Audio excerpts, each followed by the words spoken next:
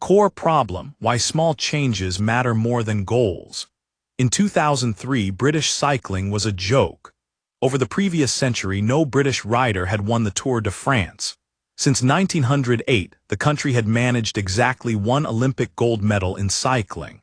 The team was so mediocre that some equipment manufacturers refused to sell them bikes, afraid the association would hurt their brand. Then Dave Brailsford took over as performance director. Brailsford didn't demand massive overhauls or radical new training regimens.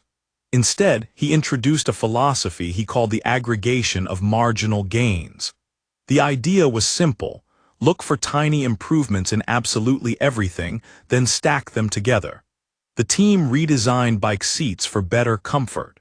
They tested different fabrics to find the most aerodynamic options.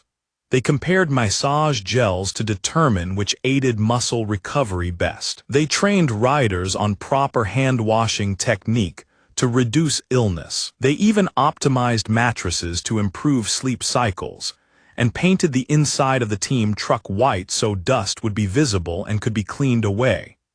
None of these changes alone would transform a cycling team, but together. At the 2008 Beijing Olympics, the British cycling team won 60% of all gold medals available in road and track cycling. 2 years later, Bradley Wiggins became the first British rider to win the Tour de France. Over the next 6 years, British riders would win that race 5 times. This is the power of atomic habits. Small changes repeated consistently that compound into remarkable results. But here's the problem most people face. When they try to improve their lives, they focus on the wrong thing. They set goals. They declare ambitious targets. They announce their intentions to lose 20 pounds, write a novel, or double their income. And then, when the initial motivation fades, they crash. The British cycling story reveals why. Brailsford didn't set a goal to win the Tour de France. He built a system of tiny improvements. He understood something most of us miss: you don't rise to the level of your goals, you fall to the level of your systems.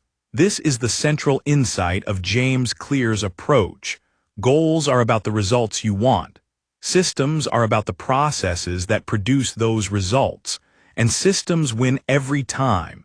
Consider how compound interest works. If you get 1% better each day for a year, you end up 37 times better than where you started. But here's what makes this hard. The payoff is delayed. Way delayed. Clear calls this the plateau of latent potential. When you start a new habit, you work and see almost no visible progress. It feels like you're spinning your wheels. Most people interpret this as failure and quit. But they are not failing, they're just not waiting long enough for the compounding to kick in. Think about an ice cube sitting on a table. The room temperature is 25 degrees.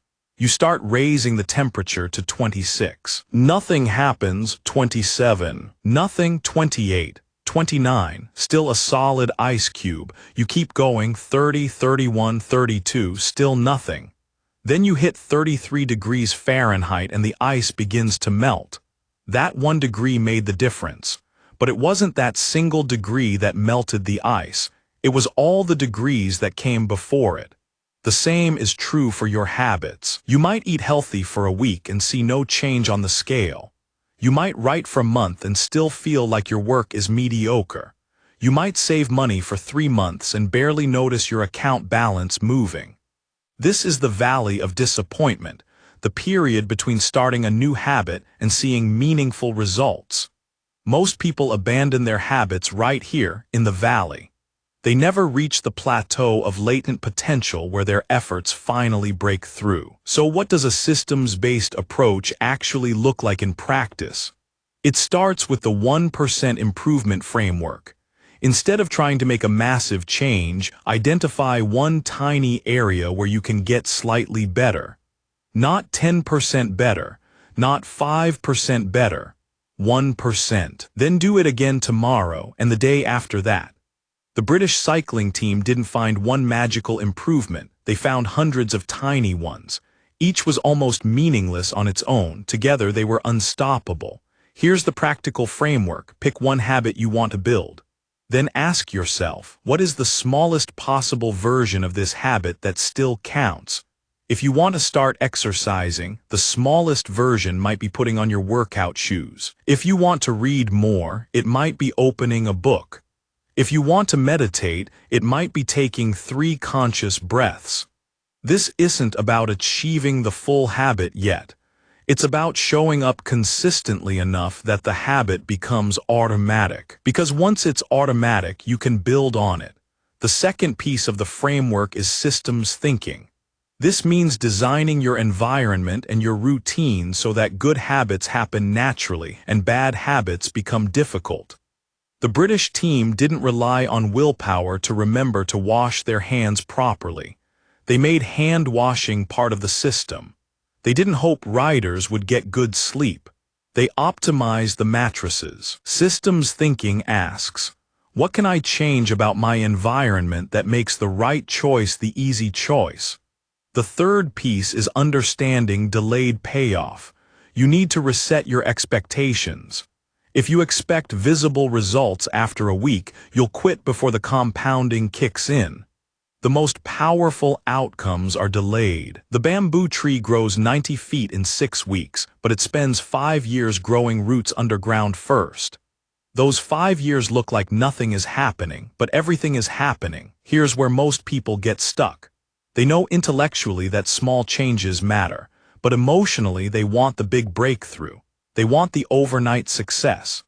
They see someone who transformed their body or their career and think, I need to make a dramatic change too. But the overnight success is a myth. What looks like an overnight success is actually the result of years of small improvements that finally crossed a threshold. The British cycling team didn't become champions overnight. They became champions one redesigned bike seat, one optimized mattress, one hand-washing training session at a time. So here's the takeaway: stop obsessing over your goals.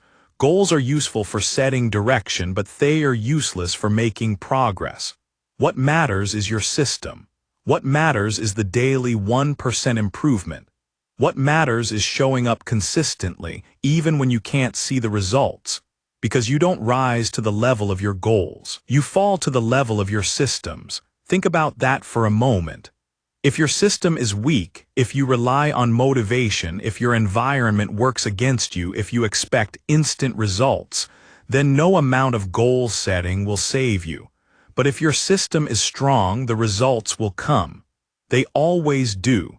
The question isn't whether you want to change. The question is, what system have you built to make that change inevitable?